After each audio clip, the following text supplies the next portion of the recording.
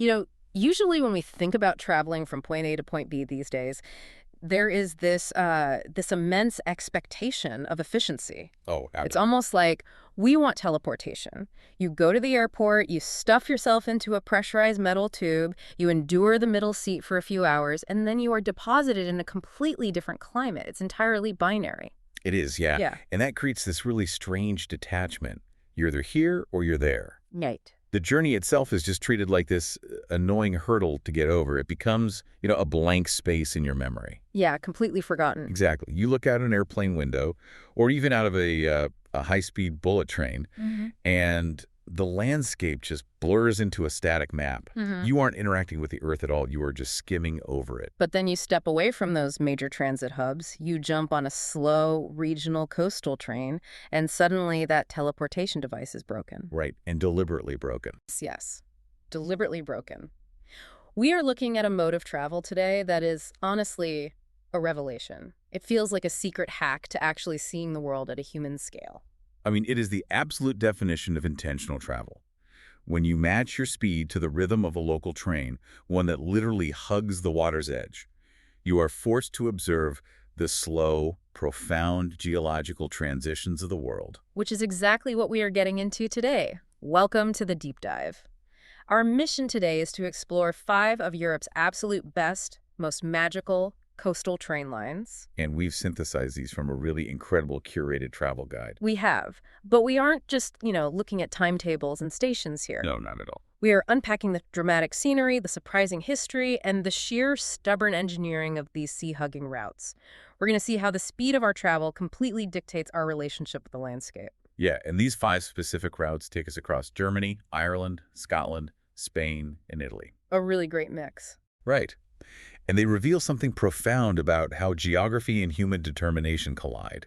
Because sometimes we are fighting the sea, and sometimes we just have to, surrender to it. And for you listening right now, we've got the insider intel. We're bringing you the ticket prices, the exact distances, the travel times, and crucially, exactly which side of the train you need to sit on for the best views. That is so important. It is. So let's start with this idea of defying the elements, because our first route feels like a monument to human stubbornness. Okay, let's unpack this with a journey in northern Germany. Right, from Husum to Kietum on the island of Sylt. Yes. And it's a journey that, frankly, really shouldn't be possible. It really shouldn't. To understand why this track even exists, you have to look at the aftermath of the First World War. Sylt is this sandy, very remote outpost. It's the largest of the North Frisian Islands in the North Sea. Okay. And for a long time, the only way to get there was a traditional ferry from a mainland port. Which makes total sense. I mean, it's an island. You take a boat. Right. Except the territory containing that specific mainland port was ceded to Denmark after the war. Oh, wow. So they just lost their port. Exactly. Suddenly, the Weimar Republic had a massive logistical nightmare on their hands. Their own island was cut off.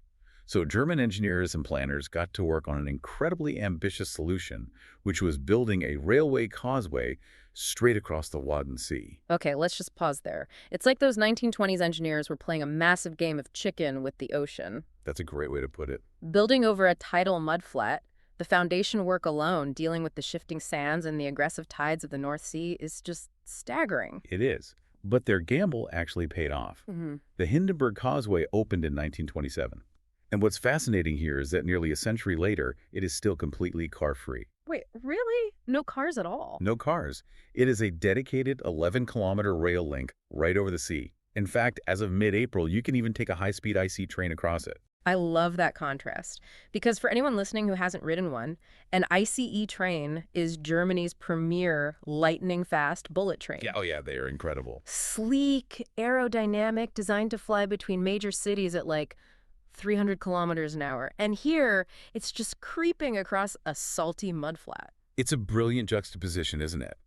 Ultra-modern luxury against harsh, unforgiving nature.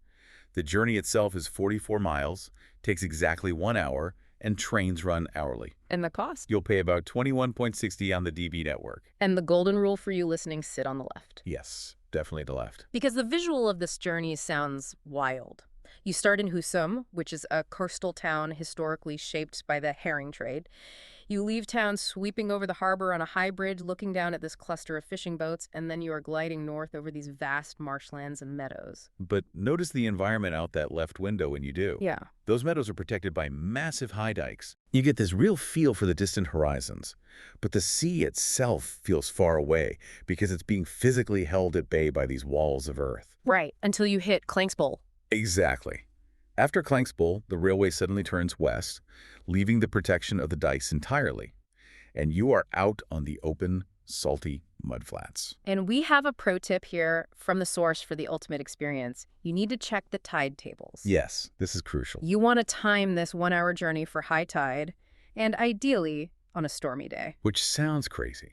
But if we connect this to the bigger picture, taking a train over stormy mudflats when the water is whipping against the causeway, it provides this unforgettable, visceral thrill. Because you are entirely at the mercy of the elements. Right. You're watching the gray North Sea churn around you, safely tucked inside this climate-controlled cabin. It forces you to respect the environment in a way flying never could. Yeah.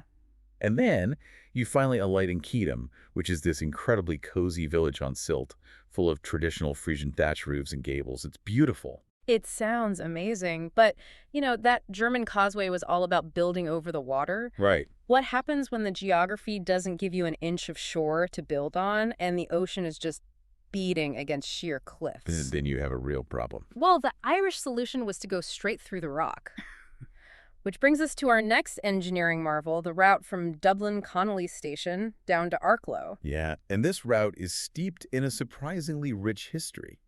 A lot of people assume London was the undisputed pioneer of mass transit. I certainly did. But Dublin actually had commuter trains before London did. That completely blew my mind when I read that. Ireland's very first railway ran from Westland Row in Dublin to Kingstown, which is now Dunlow-Hare. Right, and that historic stretch is just the prelude to this incredibly scenic route heading down the southeast coast. And the value here is insane. For about 8.85 on Irish Rail, you get an hour and 45 minutes of pure architectural theater. It really is a steal. It covers 50 miles, runs 6 times a day, and once again, you absolutely want to sit on the left to face the Irish Sea. Always the left. And the section just south of Dunlow-Hare is where the engineering gets really crazy. The railway literally cuts right under Braehead. Just tunnels right through it. Yes. This was designed by Isambard Kingdom Brunel. And if you know anything about Victorian rail history, his name is legendary. Oh, absolutely. He wasn't just an engineer, he was a visionary who loved pushing the limits of what was physically possible. And we have to pause here and think about how they did this. This was the 19th century. Right. No modern tech. They didn't have massive laser-guided tunnel boring machines. You had laborers literally hanging off cliff faces over the crashing sea, carving tunnels through solid rock using black powder and hand tools. It is monumental. It heavily resembles Brunel's celebrated coastal railway at Dawlish, in Devon, actually. Yeah. He could have routed the track inland to save money and lives. Sure. But he chose to hug the treacherous coastline because it was the most direct, albeit dangerous, path. So you emerge from under this massive headland, and suddenly the train is just clinging to the coast. You've got these fine views of the Wicklow Hills rising off to the west and the Murrow wetlands right close by. And while some purists might jump off the train at Wicklow to stay strictly on the coast, the smart play here is to stay on board. Why is that? Because the railway takes this short, beautiful foray inland through the hills. You glide down to the lush green woodland of the Vale of Avoca before the tracks regain the coast again at Arklow. It's just an incredible bargain. Like we said, for less than €9, you get Victorian coastal engineering, wetlands, and lush inland valleys. You can't beat it. But let's shift gears a bit. Both the German and Irish routes are fundamentally about humanity conquering the sea, right? Yeah, forcing our way across mudflats and through cliffs. Exactly. But our next two routes, in Scotland and Spain, turn that dynamic entirely upside down. They do. In these landscapes, nature is entirely in charge. The terrain is so wild and untamed that the railway has no choice but to snake its way through whatever path the earth allows. It creates these jarringly beautiful ecological contrasts. Yeah. Let's start in Scotland. This is the route from Inverness to Kyle-off-Lохalsh. Oh, this is a good one. It's an 83-mile journey. It takes about 2 hours and 40 minutes. You've got 4 trains a day, costing 32 tolls on ScotRail. Now, you need to listen closely because this one requires a seating strategy. It's a two-step dance, really. Exactly. You want to start your journey sitting on the right side of the train, and then later you need to switch to the left. And that seating maneuver is essential because this is the only local rail route in Britain that offers views of both the east and west coasts on a single journey. That is so cool. You are essentially crossing the entire country. Here's where it gets really interesting for me. These trains act almost like a cinematic tracking shot, stitching together totally different ecosystems. About half an hour after you leave Inverness, as you approach Dingwall, you look out that right window and you are greeted by the east coast, specifically the Cromarty Firth. And for those unfamiliar, a firth is essentially a narrow sea inlet or estuary. They were carved out by glaciers millions of years ago. It's very sheltered, calm, and incredibly scenic. But that calm doesn't last. No, it is not. The train turns inland, and you climb into the true Scottish Highlands. And if you look at the names on the map for the stations in this middle section, Axnashula, Achnasin, Achanault, Adadale, it's just pure alliterative desolation. It is a harsh, rugged beauty out there. You are passing peat bogs, heather-clad moors, and towering peaks that look completely inhospitable. Yeah, it feels isolated and ancient. But then you reach the climax of the route, the final 20 minutes as you descend toward the west coast at Kyle-of-Lochalsh. And this is where you switch to the left side of the train. Suddenly, that highland desolation breaks open into this magic panorama. You've got the sun sparkling on Loch Carron and glorious views north toward the wild Applecross Peninsula. You've gone from a sheltered eastern firth through harsh mountain passes to an Atlantic coastal wonderland in under 3 hours. The transitions are staggering. It's like a geographical time machine. And as you approach Duncraig, you can look out the window and literally see seals shuffling for safety away from the tracks. Wow, actual seals just right there. Yeah, right next to the train. Which brings us to Spain. And this one requires a bit of a debate, honestly. We are looking at the region of Galicia, traveling from Ribadeo to Ferrol. Right. It's 91 miles, takes about 3 hours and 10 minutes, runs 4 times a day, and costs 11.15 on the Renfe network. Sit on the right for this one. So to give this some proper context, this Pacific Galician route is the final western edge of Europe's most extensive narrow-gauge rail network. Okay.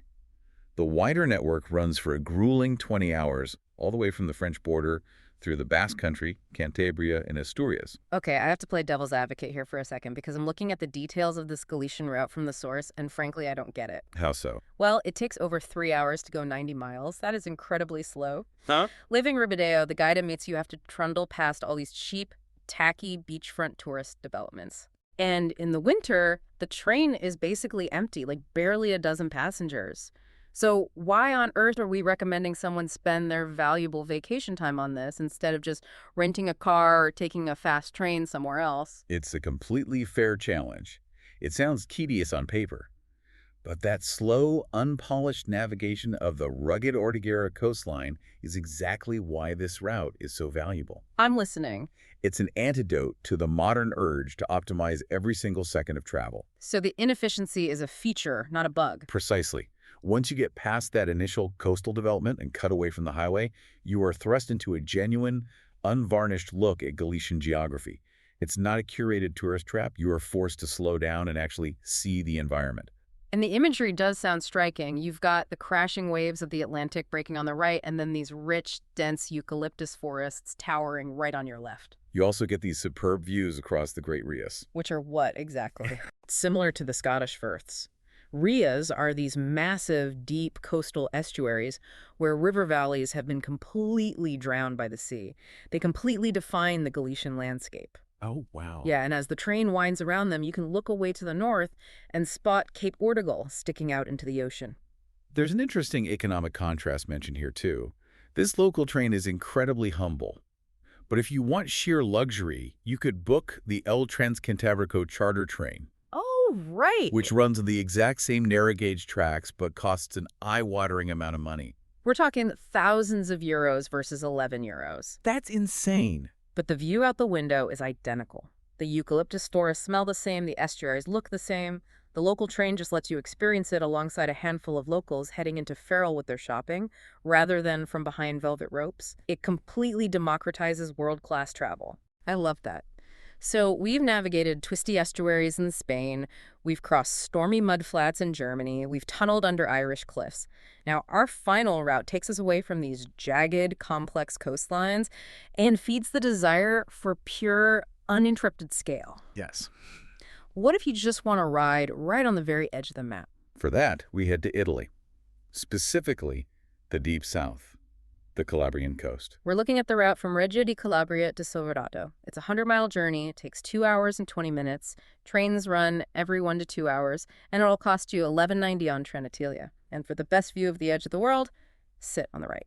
Now, this specific route suffers from a massive geographical misconception created by modern high-speed rail. Oh, how so? Well, most tourists traveling down the Italian coast are on the fast, smart Frecciarossa trains, and almost all of them end up bailing out at Villa San Giovanni. Right, because that's the jumping off point where you catch the ferry over the Strait to Sicily. Exactly. And the rest of those fast trains from Rome or Milan, they terminate just 15 minutes further south at Reggio di Calabria. Okay, so that's where the line ends. That's what people think. To the average tourist looking at a high-speed rail map, this feels like the absolute end of the line. High-speed rail makes us think a country ends where the fast train stops. They assume there's nothing left of mainland Italy. But they are completely wrong. They are. A local unheralded railway continues on, contouring around the southernmost tip of the Italian mainland. It leaves the busy Strait of Messina behind and heads east for the Ionian shores. Wow. No other railway in Europe hugs the coast as consistently, mile after mile, as this stretch of the Ionian Railway. You are literally riding on the edge of the continent. The visuals described in the guide are a bright cinematic drama of changing coastline sweeping capes, hidden bays, endless olive groves, and bright bursts of oleander. And the visual contrast is stark. If you look out the left window, you have the dark, looming forests of the Aspromonte Mountains dominating the hills. They feel heavy and ancient. But if you look out the right window, there is literally nothing but the Ionian Sea between your train window and the coastline of Libya. It is pure, uninterrupted horizon. This railway extends all the way to Taranto and Puglia, almost 300 miles away. But this 100-mile taster to Silverado is the absolute sweet spot. It captures the essence of the Mediterranean. So what does this all mean for the traveler? I mean, it sounds like this Italian route is hiding in plain sight. People literally get off the train right before the best part starts. Why do we so often miss the actual edge of the map? This brings us right back to our opening thought about teleportation. In modern travel, we are obsessively focused on endpoints. Right. We want to check Sicily off the list. We want to check Rome off the list. We treat the spaces in between as a void to be crossed as quickly as possible. This local Calabrian train is a reward for people who reject that mindset. It rewards those who treat the landscape as a continuous living thing rather than just an obstacle between two tourist destinations. Precisely. It's an incredible reframe. And I want to pause here and just look at the unbelievable value hidden in these local rail networks we've discussed today. Think about it for a second. For less than the cost of a mediocre airport sandwich, you can witness wild Scottish seals off the coast of Duncraig. Yeah. You can ride through rich Spanish eucalyptus forests. You can creep across German mudflats in the middle of a churning sea storm, tunnel under massive Irish headlands engineered by Victorian pioneers, and stare out toward the coast of Africa from the very tip of Italy. You don't need a massive budget. You don't need to charter a luxury carriage. You just need a local ticket, a willingness to slow down, and, well, the knowledge of which window to look out of. Exactly. But before we wrap up this deep dive, let's leave you, our listener, with something to really chew on. We've talked a lot about the views, but there is a deeper philosophical takeaway here. There is. Think about how the sheer speed of our daily lives dictates our entire relationship with the world around us. When we fly over these coasts in mere minutes, or blast past them in a 300-kilometer-an-hour billet train, we perceive the land exactly as we described at the start as a flat, abstract map. The details blur. Right. But when we match our speed to the rhythm of a local train, one that submits to the geography rather than plowing through it, we are forced into a relationship with the earth. You literally see the mudflats yield to the sea. You see the sheer cliffs surrender to lush valleys. This raises an important question for all of us. If slowing down on a train reveals an entirely different, richer version of a country, what other hidden transitions are we missing in our daily lives simply because we are moving too fast to notice them? That is the perfect question to end on. The next time you find yourself stressed out in a crowded airport terminal, wishing you could just hit a button and teleport to your destination, remember that the real magic often lives in the transitional spaces. It lives right where the land meets the water.